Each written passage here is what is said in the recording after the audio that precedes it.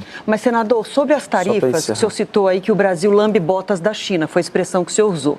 A China é um parceiro comercial essencial para a economia brasileira hoje, Concordo. Inclusive para o agronegócio. Concordo. Então, o governo brasileiro precisa ter com a China uma relação diplomática. Com os Estados Unidos, com Israel, com a Arábia Saudita, com a Argentina, com a Europa, com todo mundo. Deixa eu só concluir, por gentileza. Ele não pode romper com a China para agradar Donald Trump. E aí, falando especificamente das tarifas, o seu irmão Eduardo Bolsonaro, quando o Donald Trump aplicou a primeira tarifa ao Brasil há um ano, ele celebrou e foi às redes sociais dizer que aquela demonstração era a demonstração do sucesso da articulação dele para que o Brasil fosse punido pelos Estados Unidos. Hoje, o senhor tenta dizer que todos os erros em relação à tarifação americana estão no governo Lula. Sim. O senhor não reconhece Não. que houve uma falha muito grave do seu irmão Eduardo Bolsonaro de trocar a prisão do seu pai pelas tarifas contra o Brasil? Não, essa premissa está completamente equivocada, você me desculpa.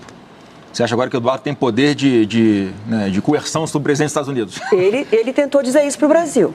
O que ele estava denunciando nos Estados Unidos eram as perseguições, era a falta de liberdade que nós estamos presenciando aqui hoje no Brasil. Isso é inegável, né? Você tem medo de botar alguma coisa em rede social, você não pode falar alguns assuntos aqui, você não pode sair do ar na internet, o programa, se você fala de alguns assuntos que são proibidos, estava lá denunciando isso.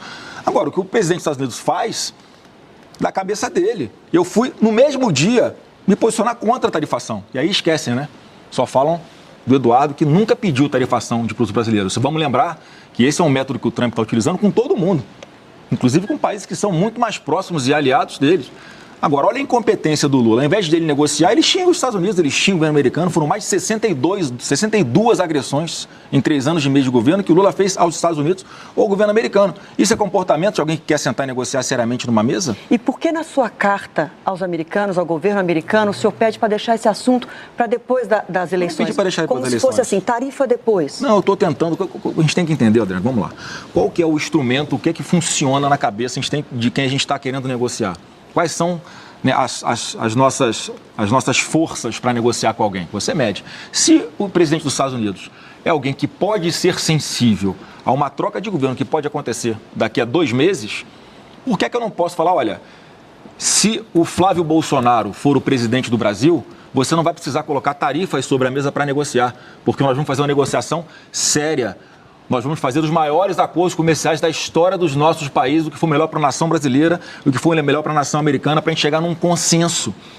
Foi isso que eu escrevi naquela carta, porque o Brasil está sendo sancionado por causa dessa falta de habilidade do atual governo e por causa das provocações dele. O Lula cavou o pênalti, ele procurou, ele pediu essa tarifa, exatamente acreditando que isso ia ter algum benefício eleitoral para ele.